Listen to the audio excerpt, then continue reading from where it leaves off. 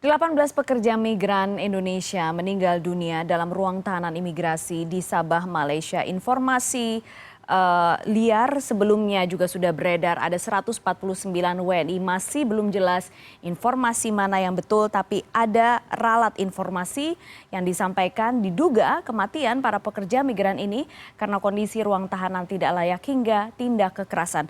Dan sudah bergabung sore hari ini dengan kami untuk berbincang sore ini Kepala Badan Perlindungan Pekerja Migran Indonesia, Kepala BP2MI, Bapak Beni Ramdhani. Pak Beni, selamat sore.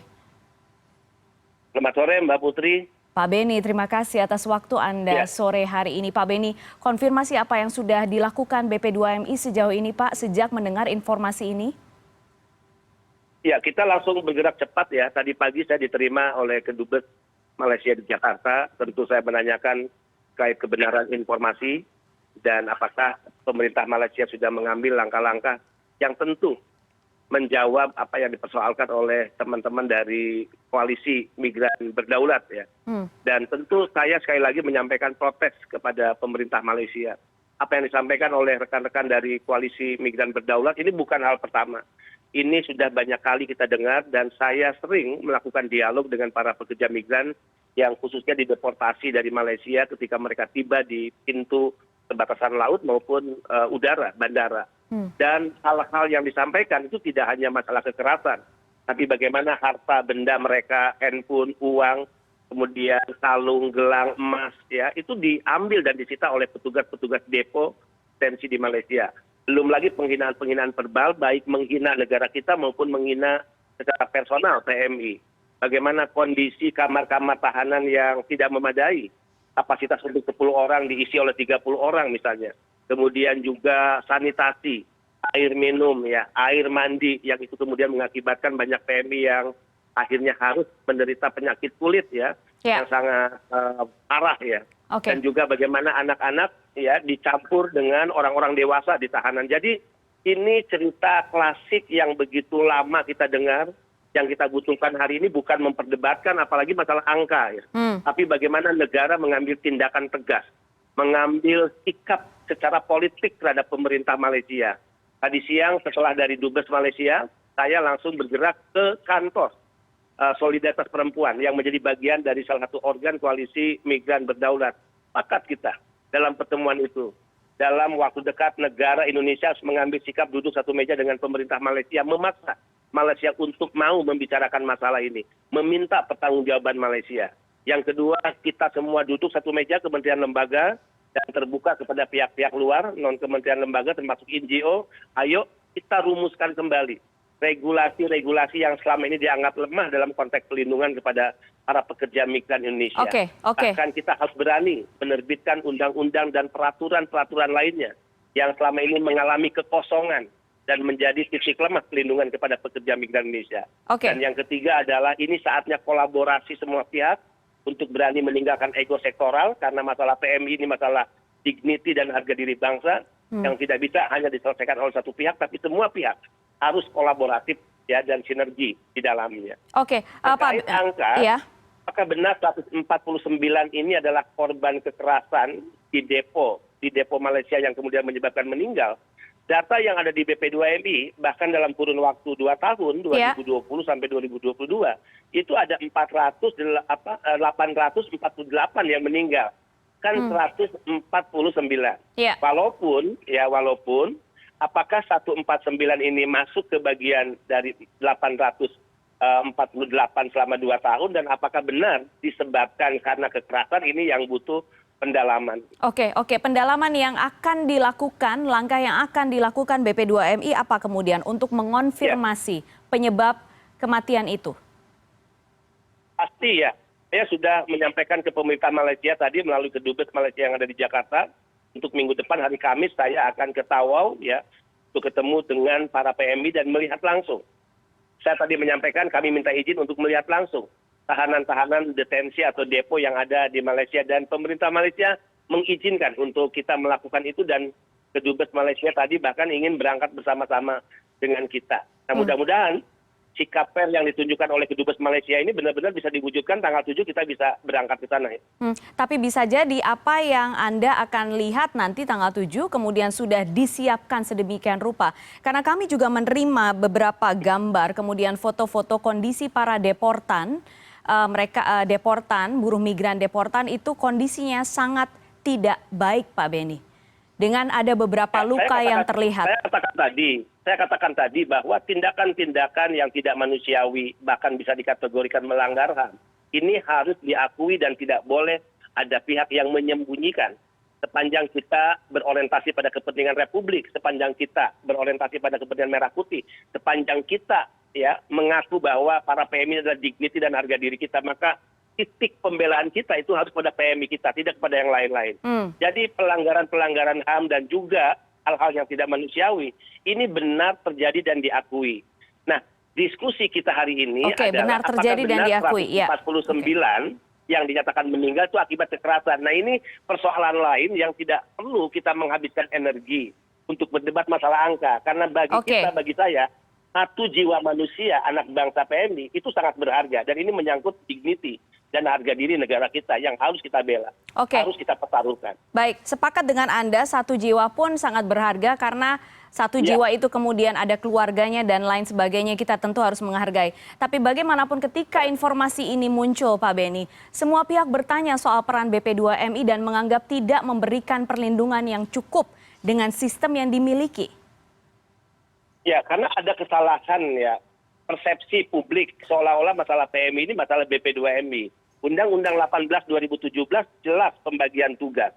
Mana yang menjadi tugas Kemlu, mana yang menjadi tugas Kemnaker, dan mana yang menjadi tugas BP2MI. Dalam hal pelindungan kepada warga negara Indonesia, siapapun mereka, PMI di dalamnya ketika mereka berada di luar negeri, itu tanggung jawab sepenuhnya dari perwakilan Republik Indonesia. Kami, BP2MI, mengambil alih tanggung jawab ketika mereka dideportasi, dipulangkan ke tanah air, dan tiba ya di wilayah negara kesatuan Republik Indonesia, maka tanggung jawab itu diambil alih oleh BP2MI. Untuk BP2MI mengembalikan ke kampung halaman.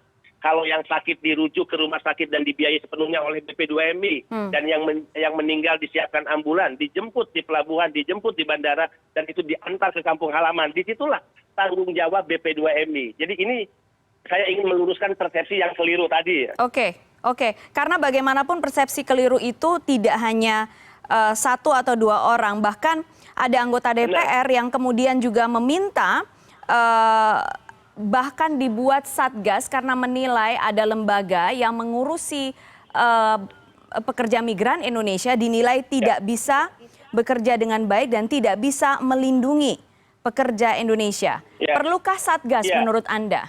Secara spesifik Pak Dasko tadi tidak menyebut BP2MI. Saya yakin Pak Dasko tahu persis ya mandat undang-undang kepada siapa terkait pelindungan PMI selama mereka berada di luar negeri.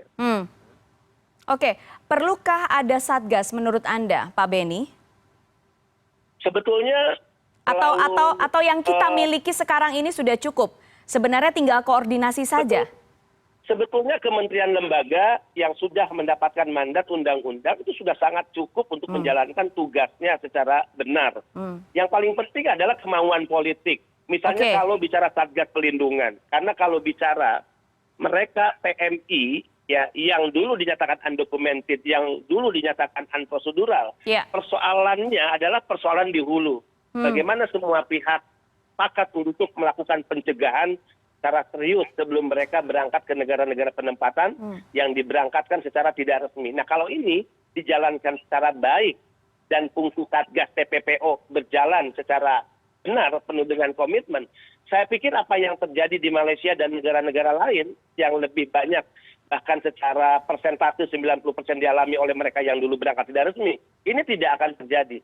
Jadi ini hanya masalah komitmen dan kemauan politik menurut saya. Jadi menurut Anda sistem yang sekarang menurut Anda sudah baik dan semestinya bisa berjalan gitu ya? Ada tugas dan mandat yang diberikan undang-undang kepada masing-masing pihak kementerian lembaga, tinggal bagaimana kementerian lembaga atas dasar komitmen kepada kepentingan negara Merah Putih ini dijalankan secara benar. Yang kedua, kalau kita mengalami kekosongan regulasi dalam hal-hal pelindungan, yang dibutuhkan penguatan itu tinggal dibuat. Ya. Untuk membutuhkan duduk satu meja semua pihak.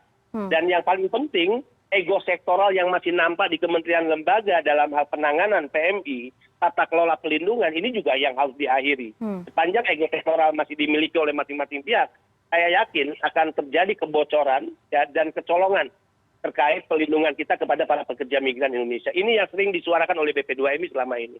Ego sektoral ini apakah Anda kemudian juga melihatnya bahwa sepertinya pemerintah Indonesia selama ini bertindak seperti seorang pemadam kebakaran yang hanya bergerak ketika ada kasus?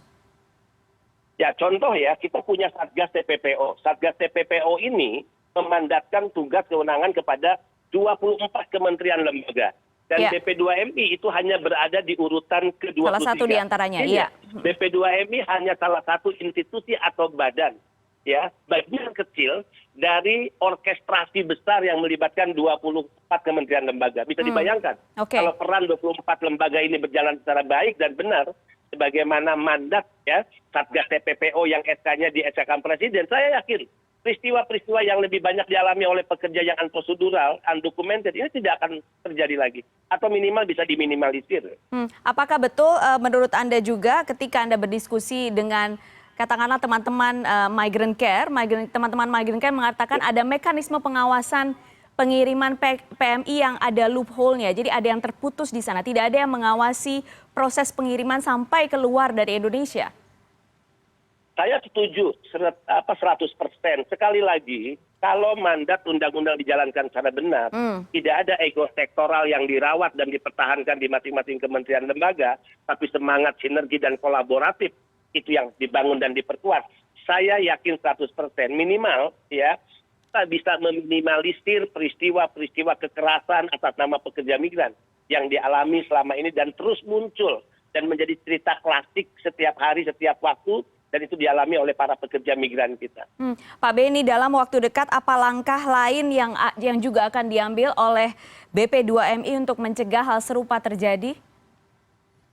Ya, pertama tadi dalam kasus Malaysia kita meminta tentu menyarankan kepada Kemnaker, Kemlu untuk segera mengambil langkah ya melakukan pembicaraan dengan pemerintah Malaysia. Kedua, hal yang terkait regulasi di mana terjadi kekosongan dalam konteks pelindungan dan itu juga dinilai oleh NGO lemahnya pelindungan kita, ya kita harus duduk bareng untuk merumuskan regulasi tersebut. Ketiga, membangun komitmen kembali, membangun komitmen kementerian lembaga untuk kita benar-benar atas nama kepentingan merah putih dan republik, bagaimana menyelamatkan setiap anak bangsa. Tidak boleh lagi anak bangsa yang merupakan dignity dan harga diri kita diperlakukan semena-mena oleh siapapun dan atas nama apapun. Oke, baik. Pak Beni, kita lihat nanti perkembangannya seperti apa, terutama setelah Anda mengunjungi Depo Tawau untuk memastikan dan tentunya mengonfirmasi apa yang sebenarnya terjadi dengan kawan-kawan migran kita di Malaysia. Pak Beni, terima kasih atas waktu Anda. Selamat sore, sehat selalu, Bapak. Terima kasih banyak. Terima kasih.